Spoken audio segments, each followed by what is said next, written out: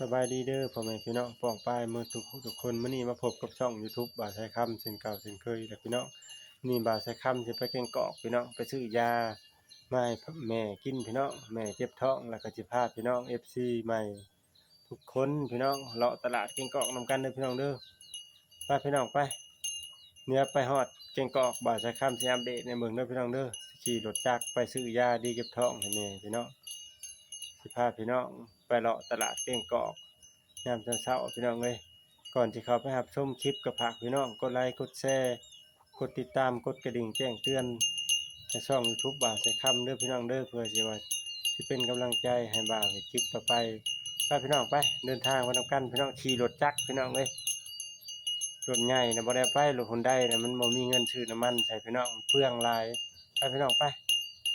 พาพ่อกันเด้อพี่น้องเด้อตอน สวัสดีพี่น้องพบกับบาสายคำชาแนลตอนเช้าพี่น้อง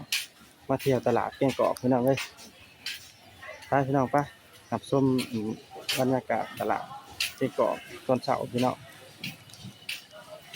มาหันซื้อยาพี่น้องเลยให้แม่แล้วก็มาหลอก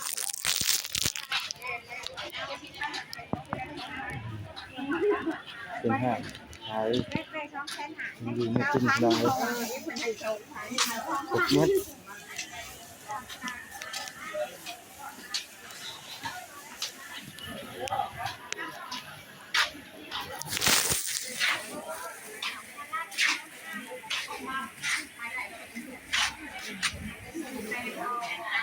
มีปกเม็ดพี่น้องเลยมาอยู่เนี่ยกินพี่น้องที่แต่ผมมีเงินหลายพี่น้องเลยโดนขายซีพี่น้องเลยทั้งนั้น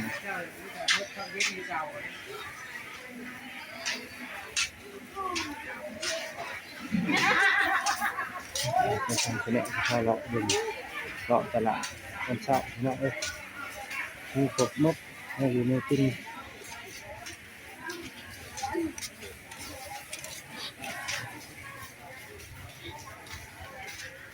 แบบนี้ครับ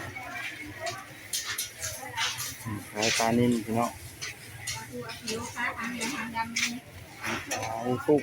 ขายปลาหมึก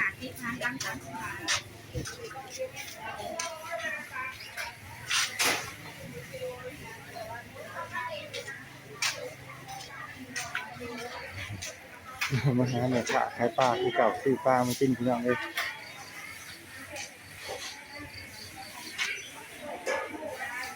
ปลาลายเนาะ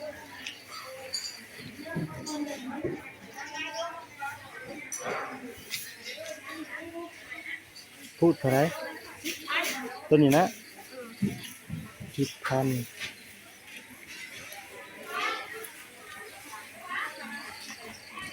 ปลาลายเนาะตัวน้อยมันตัวน้อยมันตัวน้อยกล้องละสิบปลาอะไรตกเลยตัวน้อยกล้องละ10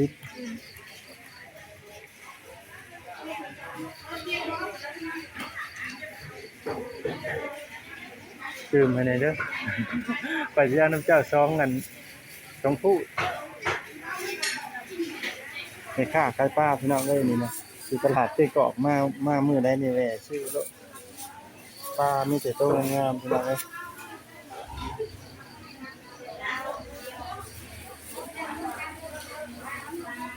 ปลางามพี่น้องเลย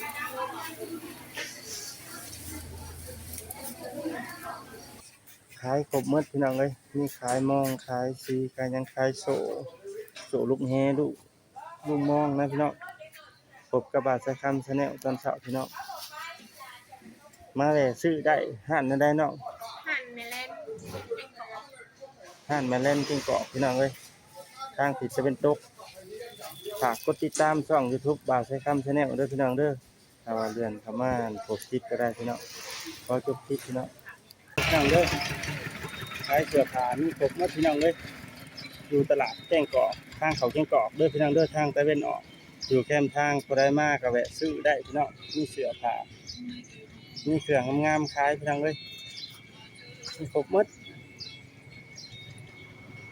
งามพี่น้อง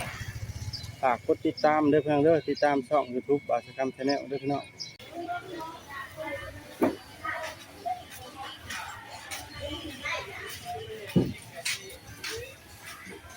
กันจากตอนเช้าพี่น้องเลยมีครบหมดคือเต้จ่อยแล้วก็มาอะไรซื้อเผื่อพี่น้องเอ้ย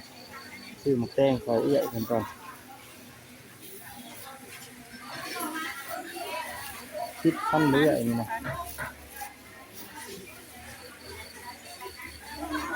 ทงเนาะบ่เนาะทงเนาะบ่ทงลายๆเนาะเอ้ยฮะอันนี้ดิซื้อ10,000บ่มีนะแบ่งเฮาหน่อยเจ้ากระลิ่น YouTube อยู่เบิ่บ่คันลิ่นน่ะเขาไปกดติดตามช่องเฮาแน่ว่าเป็นกำลังใจให้แน่ว่าบ่าวใช้คำ Channel บ่าวใช้คำ Channel ช่องใหม่เฮาก็ผู้ติดตาม200ปลายคนเลยนะเขาไปกดติดตามน้องแน่ว่าเป็นลูกค้าประจำ บ่ได้เค็มเนาะ เพราะจะพิมพ์เข้าไปน่ะมันเด้งขึ้นมาโลดแล้วก็กดติดตามให้บ่ได้เสียเงินดอกกดติดตามก็ได้ เอาเห็นในคนทาง ก็ปิดโทรศัพท์ไปก่อนแล้วก็สิถ่ายลงช่อง YouTube นะครับมาอุดหนุนให้เจ้าเขาเห็นสิเป็นห้างขายเครื่องตลาดเครื่องเกาะกับพี่น้องเด้อห้างขายยาสระผมมีครบหมดพี่น้องเอ้ยฝากกดติดตามช่อง YouTube เราจะทำ Channel เด้อพี่น้องเด้อขายเนี่ยเด้อพี่น้องเด้อขายมองขายอันซีเงาะผักมีครบหมดพี่น้องเอ้ยอยู่ตลาดเครื่องเกาะฝากกดติดตามช่อง YouTube เราจะทำ Channel เด้อพี่น้องอันนี้จะเป็นติ๊บเข่าใหญ่เด้อเพื่อนเด้องามขนาดพี่น้องเอ้ยเป็ดขายบ่เอามาขายบ่โอ้มาขายพี่น้องอยู่อันบอนผากรถพี่น้องท่านจะเป็นออก อะไรแกะบอกแน่ ราคาเท่าไหร่น่ะฮะ ราคา150,000นะ 550,000เนาะตัวน้อยเด้โอ้ตัวคันน่ะ400,000 ถ้าอยากได้มาเอาเด้อ ถ้าอยากได้มาเอาเด้อพี่น้องเด้อถ้าอยากซื้อเมื่อใช้งามๆพี่น้องเอ้ยงานปานนี้พี่น้องงามแท้งามว่าพี่น้องเอ้ยก็มาพบคลิปช่อง YouTube บ่าวใช้คำก็มาซื้อพี่น้องเอ้ยเห็นคลิปฝากกดติดตามช่อง YouTube นี่เด้อพี่น้องเด้อชื่อช่องก็บ่าวใช้คำ Channel พี่น้อง มาแล้ว